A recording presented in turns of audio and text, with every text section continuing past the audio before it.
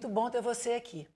No programa de hoje vamos falar sobre crise climática e saber como foi a campanha Juntos pelo Planeta, uma iniciativa pioneira no futebol brasileiro que uniu o Atlético Mineiro, o Bahia, os Ministérios Públicos de Minas e da Bahia e também a Secretaria de Estado de Meio Ambiente e Desenvolvimento Sustentável de Minas em uma ação de alerta sobre o aquecimento global. Aqui no estúdio da TVMP, eu recebo o promotor de justiça Leonardo Castro Maia, coordenador estadual das Promotorias de Justiça de Habitação e Urbanismo, e a geógrafa Juliana Luquez, professora do Departamento de Urbanismo da Escola de Arquitetura da UFMG. Muito bom recebê-los aqui na TV, sejam bem-vindos. Bom, vamos ver juntos então o vídeo da campanha Juntos pelo Planeta, feito pela produtora Santeri. Vamos ver.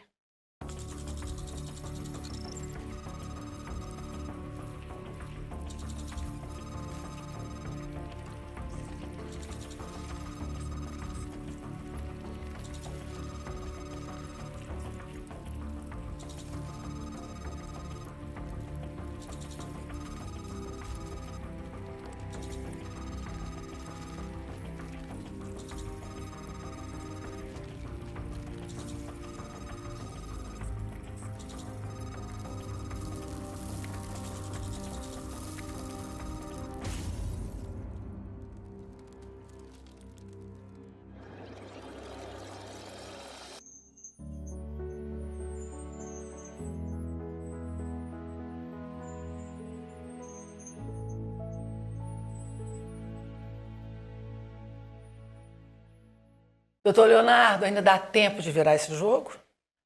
Bem, Cristiane, é uma satisfação estar aqui falando sobre esse tema. Também queria saudar a professora Juliana. Essa é uma pergunta difícil de responder.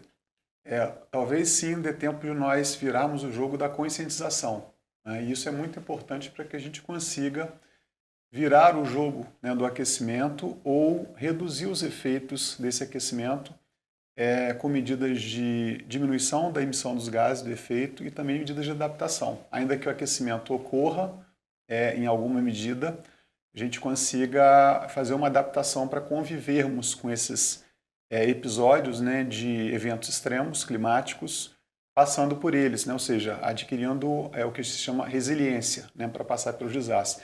Mas essa é uma questão que está sendo estudada, há uma incógnita sobre, né, o que vai acontecer a partir das medidas, a partir do aquecimento que nós causamos e das medidas que agora nós começamos a adotar para tentar diminuir essa escalada, né, na temperatura do planeta. E você, Juliana, ainda dá tempo de virar esse jogo? Bom, Cris, Leonardo, obrigada pela oportunidade, pelo diálogo.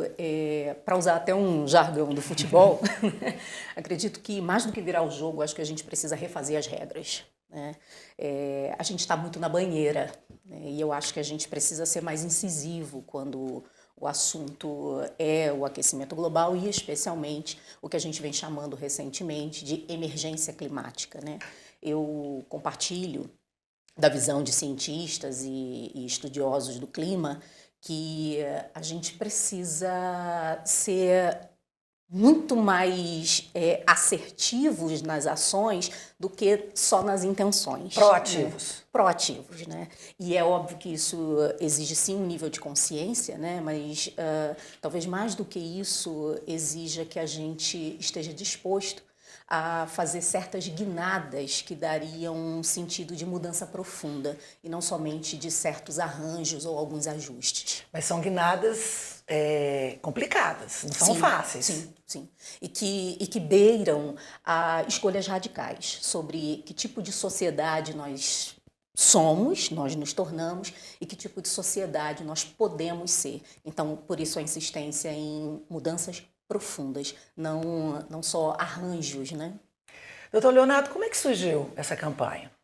Então, essa campanha é uma campanha, como foi anunciado, uma campanha pioneira do Ministério Público de Minas, em parceria com o Galo, o Instituto Galo. Ela surgiu da necessidade de se buscar essa visibilidade para o problema. E agora a gente está assistindo, estamos todos perplexos, né, com o que acontece no Rio Grande do Sul. Mas o que acontece no Rio Grande do Sul não é algo inédito. Nós estamos vendo esses episódios mundo afora. Até Minas Gerais, há alguns anos nós tivemos grandes episódios aqui também de chuvas. No Espírito Santo. Temos os episódios de estiagem também extrema. Então, diante desse quadro, surgiu a necessidade, né, de fazer algo que mobilizasse. E o futebol é um agregador, né, de pessoas em torno dessa paixão. Então, foi identificado como um local bastante propício para levar o conhecimento até as pessoas, né? E tivemos, a campanha funciona também como foi colocado com o Ministério Público da Bahia, né, e com o próprio Bahia, e foi bastante interessante, gostamos muito da forma como foi colocado e difundido, né, ao longo daquele primeiro jogo. Essa foi uma campanha que ela começou a Semana do Meio Ambiente, então a semana que tradicionalmente o Ministério Público está dedicado às questões ambientais.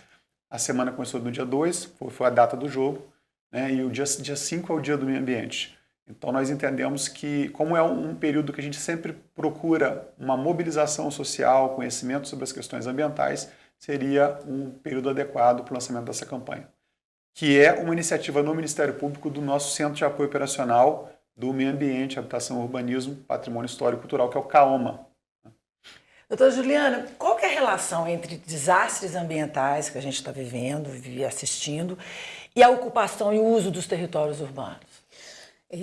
Cris, é claro que há uma relação, mas ela não é tão somente de causa e efeito, né? Muitas vezes a gente está mais disposto a pensar esse padrão de ocupação e até, em alguns casos, culpabilizar determinados grupos pela ocupação do território que lhes é possível, né? Eu acredito que a gente precisa responsabilizar mais agentes econômicos e públicos pelo uso intensivo, predatório e, por vezes, extremamente lucrativo do território. Então tem que ter uma fiscalização, é isso? Mais do que fiscalizar, né? Eu acho que é óbvio que tem que ter essa fiscalização, mas a gente precisa entender quem são os agentes que operam para que o uso e a ocupação do território se efetive, seja na sua formalidade, seja na sua informalidade. Quando aparecem situações tais como essas que nós vivemos em Minas Gerais e recentemente vimos presenciando em outros estados brasileiros, e talvez o caso mais recente, emblemático, seja do Rio Grande do Sul, a gente sempre faz referência ao padrão de ocupação das cidades e, claro, e consequentemente, aos níveis de desigualdade que são vividos, né, pelos diferentes grupos populacionais. Mas há agentes econômicos e públicos que precisam ser responsabilizados por isso. Essa compensação social e socioambiental, ela precisa ir diretamente aos envolvidos. A gente faz agora o nosso primeiro intervalo, voltamos já já, não saia daí.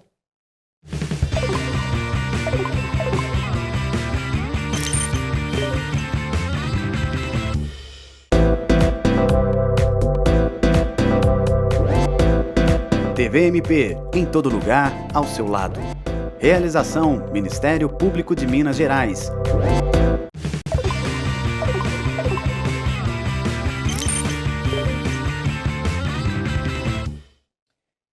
De volta ao Ponta a Ponta. Hoje o tema é aquecimento global. E falamos também sobre a campanha Juntos pelo Planeta, uma ação em parceria com o MPMG, em que o Galo e o Bahia levaram uma bola de gelo ao campo para alertar sobre esse tema. Doutor Leonardo, como é que foi a reação dos torcedores, do público? Sim. Foi uma campanha que teve bastante impacto, né? A bola de gelo simbolizando o planeta, e ela permaneceu no tótem, ao lado do campo, tudo com bastante simbologia, né? Era uma bola de gelo feita com água de reuso, e essa bola ela permaneceu nesse tótem durante todo o jogo, visível, né, para os torcedores. No início do jogo, foi levantado um grande material de publicidade, né, com o símbolo da campanha, Juntos pelo Planeta. E eu tive assim, contato com vários torcedores, estava presente com outros colegas, né, com a doutora Zana, com o doutor Lucas, também a secretária de Meio Ambiente, né, estava presente, o vice-governador. e eu tive a oportunidade de conversar com os torcedores e teve um impacto bem positivo, pelo menos na avaliação. Lógico que a gente está envolvido ali no jogo, né? E também com os colegas acompanhando o desdobramento da campanha, mas a oportunidade que eu tive, o retorno que eu tive foi um retorno bastante positivo, né? As pessoas, nossa, realmente, e todos fazem uma associação imediata à situação vivida pelo Rio Grande do Sul, né? A situação, o desastre e a questão da solidariedade. Aliás, eu falo que na questão climática nós temos duas grandes pautas, né? Uma é a redução da emissão e a outra é a adaptação. E a redução da emissão dos gases de efeito estufa é uma pauta muito de solidariedade, porque o efeito não necessariamente vai ser imediato ou será no local em que a redução acontece, dado que é uma questão de alcance mundial, né? Quando reduz o clima, reduz a emissão de gases de efeito aqui no Brasil por causa do desmatamento ou na China, em razão de outras questões, você consegue contribuir para o todo, né? E também para as gerações futuras. É uma solidariedade também intergeracional, né? Então, acho que foi isso que a campanha despertou nas pessoas, o sentimento de solidariedade. Há uma expectativa de que outros times participem da campanha? Sim, há a possibilidade da campanha se expandir, né? Ela aconteceu nesse jogo, mas há a possibilidade de outros times aderirem à campanha, né? E a campanha ganhar os campos, né? Com essa mensagem de alerta e de solidariedade. Juliana, as cidades não estão preparadas, né, para enfrentar essas mudanças climáticas. Algumas regiões, alguns grupos são ainda mais afetados, ficam mais vulneráveis. Qual que é a explicação para a redução dos gastos disponíveis para a gestão de riscos e desastres? Olha, Cris, a explicação é política, né? E é interessante porque eu recentemente orientei uma iniciação científica e a minha orientanda construiu uma linha do tempo em que tinha como ano base o ano de 2012, quando instituída a Lei Federal número 12.608, que colaborou para essa ampliação da consciência nacional sobre o tema.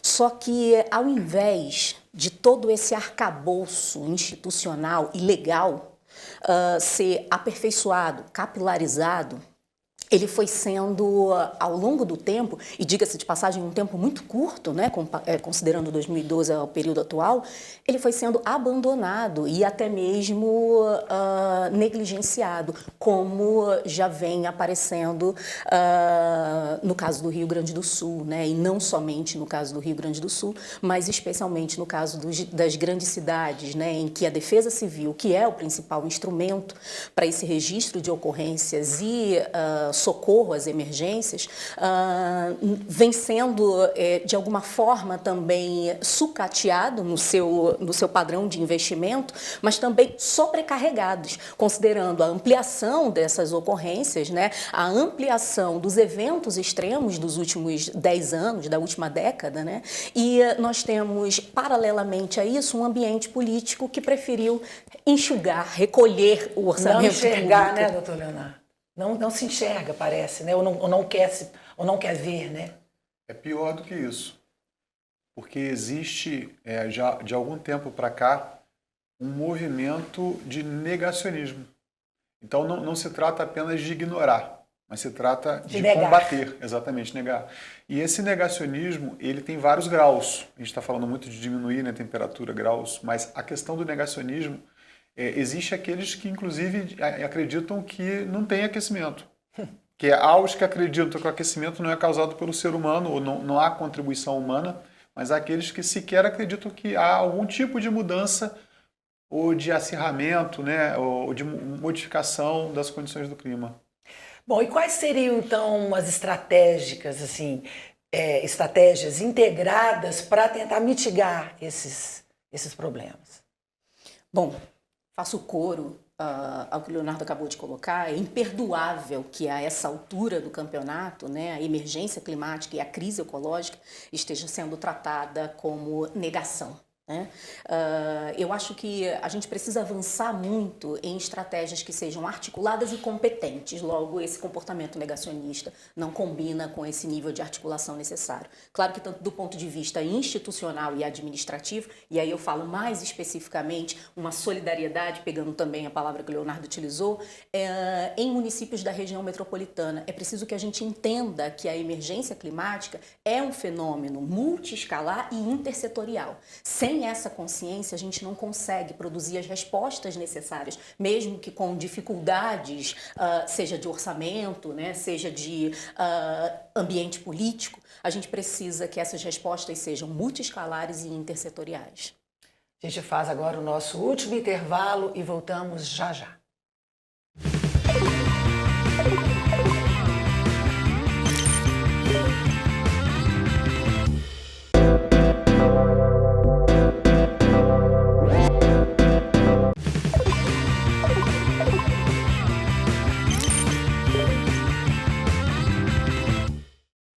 De volta ao Ponta a Ponta. Hoje o tema são as mudanças climáticas e a campanha Juntos pelo Planeta. A campanha levou para o campo de partida entre o Galo e o Bahia pelo Brasileirão, no início de junho, uma bola de gelo simbolizando o globo terrestre. Doutor Leonardo, a iniciativa também incluiu a doação para as vítimas da tragédia do Rio Grande do Sul, né? Sim.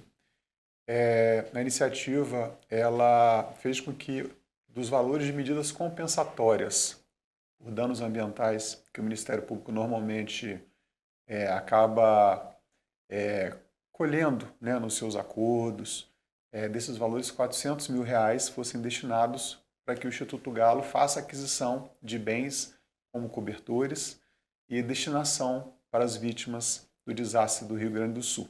Então, além da questão da conscientização, essa campanha Juntos pelo Planeta também teve esse, de fato, o intuito, né, de arrecadar bens. Além disso, o Galo, nas suas lojas, mantém os pontos de coleta, né, abertos, funcionando, e esses materiais também estão sendo destinados para as vítimas do desastre do Rio Grande do Sul. Doutor Leonardo, qual que é a avaliação que o senhor faz das legislações ambientais e das políticas? Elas são eficazes? Bem, no nosso ordenamento jurídico, o ordenamento brasileiro, ele é considerado, ele é tido como um ordenamento avançado em questão de matéria ambiental, e nós temos, como foi colocado pela professora Juliana, marcos também importantes na questão dos desastres. Temos uma lei de política, uma política de proteção de barragens, temos as políticas de pessoas atingidas, e agora temos... Agora não, de 2012 para cá temos o Sistema de Proteção e Defesa Civil, o Sistema Nacional de Proteção e Defesa Civil, que inclusive passou por uma grande reforma no final do ano passado, em 2023, a Lei 14.750 de 2023. Mas esse ordenamento, ele carece ainda de implementação. Então, existe a necessidade, e o Ministério Público de Minas Gerais atua bastante buscando a implementação. Aliás, todo o Ministério Público brasileiro está muito dedicado a essa questão, sobretudo a implementação do Sistema de Proteção e Defesa Civil. Eu acrescentaria, por exemplo, que o Ministério Público Nacional, né, o Conselho Nacional do Ministério Público, demonstrando essa preocupação de todas as unidades, criou um grupo de trabalho de desastres socioambientais e mudanças climáticas. E esse grupo produziu vários materiais, até um manual, né, de apoio aos promotoras e promotores de justiça. É um grupo de trabalho que é coordenado pelo Ministério Público de Minas Gerais, né, pela nossa área ambiental. Então há um esforço muito grande, e agora o desastre ele acaba evidenciando todas as mazelas, todos os problemas, as deficiências dessa falta, desse déficit de implementação da legislação de proteção contra os desastres. Professora, é possível aliar desenvolvimento social ao econômico e preservar o meio ambiente? Ou nesse mundo atual isso é impossível? Bom, é imprescindível, né? É imprescindível. Bom, é claro que a gente precisa também considerar o que nós estamos chamando de desenvolvimento, né? A natureza ela não pode ser uma plataforma de exploração, né? E o que nós o que a gente vem enquanto sociedade apostando como padrão de desenvolvimento, talvez esteja nos levando, como até coloca de forma fictícia, né, o vídeo que nós assistimos no início, a um processo de extinção que já se anuncia, né? E é claro que isso devolve para a gente a ideia de desenvolvimento para que a gente o repense, né? E talvez a gente resista muito a se aproximar de um outro padrão, um outro modelo de desenvolvimento, e sim de ordem econômica e social que nos coloque diante de uma solução para esse ambiente de caos e colapso, né? O que o senhor acha, doutor Leonardo? Eu acho que nós temos, se falava no início da estratégia, e o Ministério Público ele tem um papel muito evidente na questão da litigância climática. Mas a gente tem que imaginar que talvez ações como essa de conscientização, realmente há necessidade de repensarmos o nosso modo de vida, né? De forma a compatibilizar todos esses interesses, né, de uma forma que não seja uma forma destrutiva para nós mesmos, né, e para as futuras gerações. Às vezes é um pouco distante a gente imaginar que isso vai acontecer, até no vídeo no início falava 2050, 2031, 2032, 2050. Mas por trás de todas essas questões e da própria ideia de litigância climática, nós temos uma ideia de consensualidade. Afinal, nós estamos, com a litigância, cumprindo um acordo. É um pouco paradoxal, né, que a gente às vezes esteja brigando no sentido, não uma briga entre pessoas, mas uma briga nos tribunais, por exemplo, por algo que na verdade foi objeto anteriormente de um acordo, que é o Acordo de Paris, né? Então, nós temos que repensar todo o nosso modo de vida para que a gente consiga sobreviver, né, num planeta, consiga passar por esses episódios, consigamos diminuir a vulnerabilidade da nossa sociedade, aumentar a resiliência dela, né? Será que algum dia os grandes poluidores do planeta, né, serão punidos? O interessante é que uma boa parte dos grandes poluidores atua de forma legal, né? Então, não sei se a gente poderia falar que eles serão punidos, mas em algum momento todos nós seremos punidos, né? Se não por ações, pelos resultados, né? Os resultados das nossas ações hoje, nós seremos punidos, né? Então, não sei se a questão deve ser resolvida em termos de punição, né?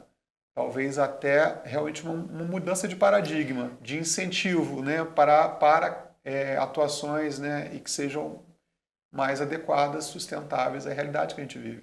Professor, então a minha pergunta agora então como educar e conscientizar a sociedade para a gente conseguir construir um futuro sustentável? O filósofo e ambientalista mineiro Ailton Krenak recentemente publicou um ensaio sugerindo que esse futuro que a gente empurra para frente, se ele vai ser cogitado e reivindicado, ele precisa ser pensado na sua dimensão da ancestralidade. Então, talvez esse seja um caminho para que a gente possa transformar a sociedade, para que a gente não pense o futuro como algo que está por vir, mas que a gente pense o futuro como algo que já está aqui, quando a gente começa a nossa trajetória civilizatória. O senhor quer complementar?